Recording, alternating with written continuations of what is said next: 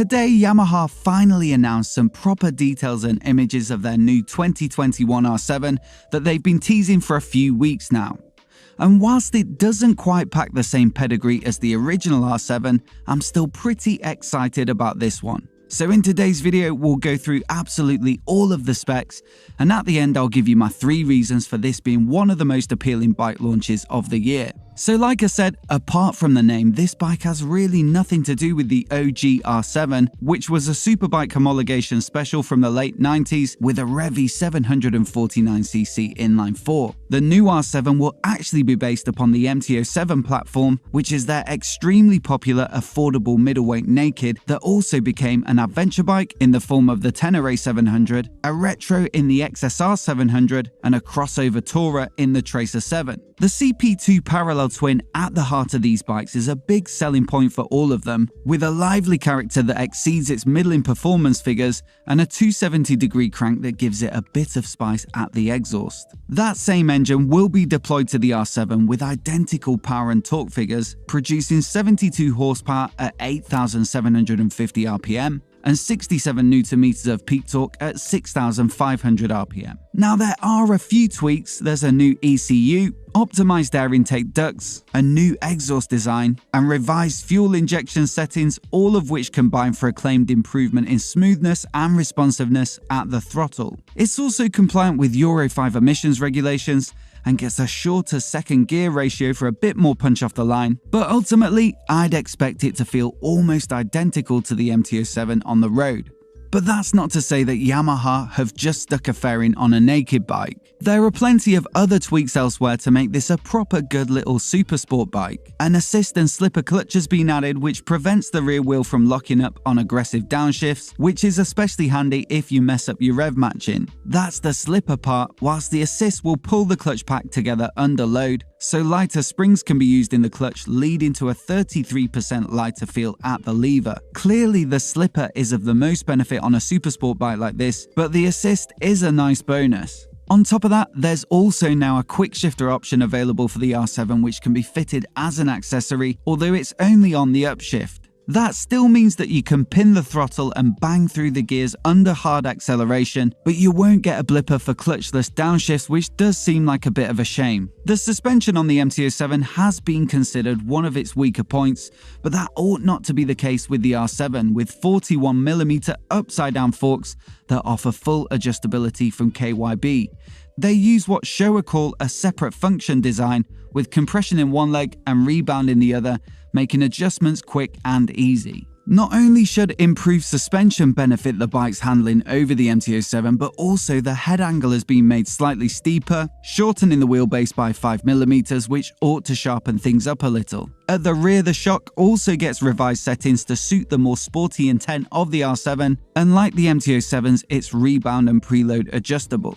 Braking gets a boost too, with radially mounted 4-pot calipers at the front, replacing the regular axially mounted calipers of the MT. These ought to have more rigidity, which leads to a crisper feel and more consistent power at the lever. Speaking of which, the master cylinder has also been upgraded to a Brembo branded radial unit, so again, that should contribute to a nice, predictable, precise and powerful feel. For the R7, Yamaha say that they experimented with a wide variety of bar, seat and footrest configurations, and the final result is designed to give a sporty yet adaptable riding position that allows plenty of freedom of body position to master different riding situations, especially racetracks and twisty roads. So gone are the flat bars and low pegs of the MT in favour of clip-ons, rear sets, and a solo-style rider's seat which is narrow at the front and wider at the back, offering as much freedom of movement as possible. They've also tweaked the tank cover with deep indents for the knees that allow the rider to get into a tight aerodynamic tuck, as well as grip on with their legs during braking and turning. Speaking of aerodynamics, there's the fairing of course. Yamaha claim that the compact nature of the CP2 engine helps to keep the frontal area of the bike to a minimum, which is key when it comes to reducing drag. In fact, they say it's so slim that the R7 is even narrower than the R3 and R125 and is the narrowest R-Series bike they've ever produced. The result is a higher top speed than any other CP2 powered bike, despite the identical power figures. It does appear as though there's a weight penalty though, with a wet weight of 188 kilograms compared to the 184 of the MT-07, but that's still pretty light when you look at the competition, which we'll get to in a minute. Yamaha say that they've also tweaked the LCD dash for this model, adding a shift light and a quick shifter indicator, although we didn't get any pics, so unfortunately I can't show you what it looks like. And there are no mentions of any electronic improvements, so let's assume that you get the same simplicity as the MT-07, which means no riding modes or fancy rider aids or gimmicks. There's pretty much just ABS and that's it. That said, this looks like a bit of a preview release given that the images are fairly sparse, so there could be more detail to come before bikes hit dealers in October this year. Either way, it looks like it'll go head to head with the Honda CBR 650R and the Kawasaki Ninja 650. The Honda comes in at just over 8 grand